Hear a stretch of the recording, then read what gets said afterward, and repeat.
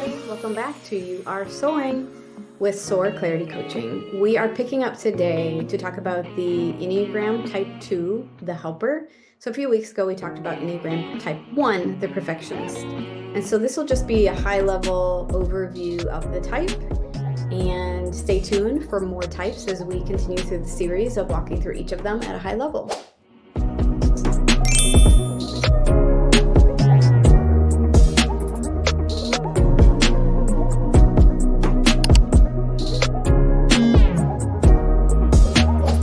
So type 2's core motivations are, the core fear is to be unwanted, unloved, and dispensable or replaceable.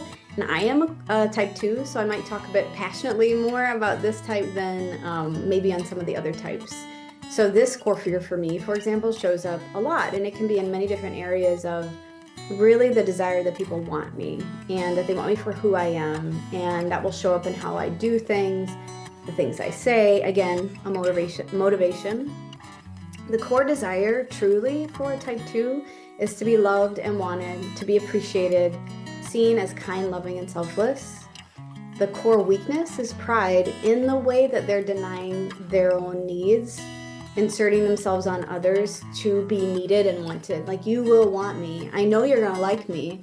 And so a lot of times 2s will think that is that I know they'll like me if they know me. If they just get to know me, they might like me. And so the core weakness is pride, which sometimes bites a little bit when you think about that's a core weakness, but it shows up. The core message for 2s are that you are wanted and loved just as you are. So if you are a 2 out there, you think you might be a 2, just know that you are loved and you are wanted. And that's something you can affirm kind of every day as you're going about your life.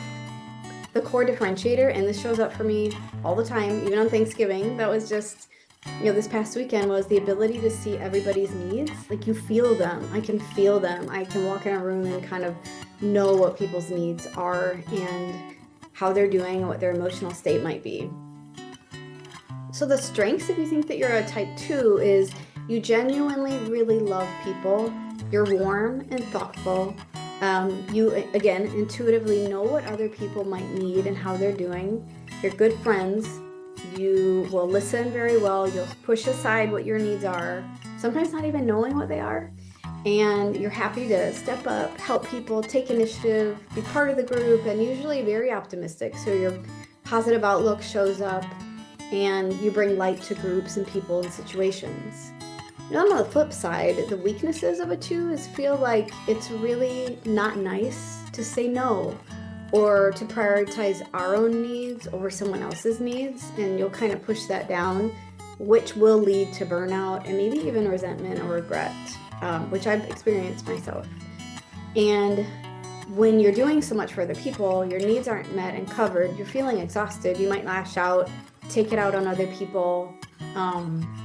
And if someone doesn't like you or doesn't need you, it's really hard for us to know the role that we're supposed to play because we lose ourselves and our needs in other people. Most of the brain energy that we have is thinking about the people around us, the people in our lives, how they're doing. Are they mad? Are they good? Do they need anything? So it's all those relationships that constantly are in our minds. And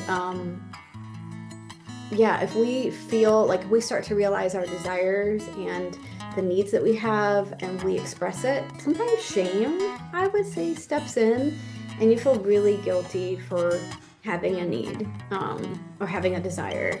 And then speaking up for it is really hard for us.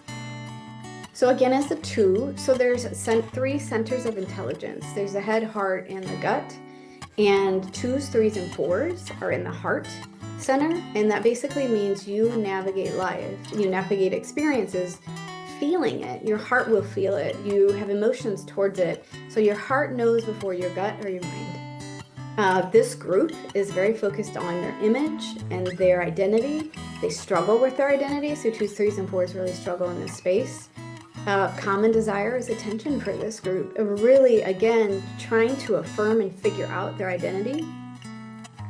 They have issues with wanting significance and identity, which I've said that a little bit now, and emotional struggle, which I mentioned earlier too, is really hostility and shame.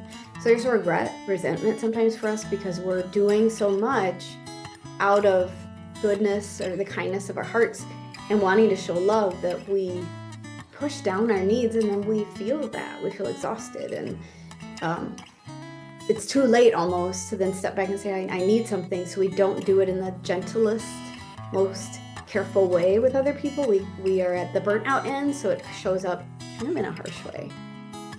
So when you look at the wings for a 2, there's the one wing that will show up as the perfectionist. So it's very conscientious, loyal, outgoing, relationship-oriented, playful, enduring, and difficulty.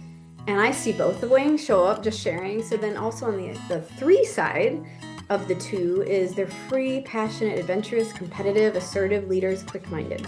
So I see this show up for me also in my life. So again, they're both pretty balanced.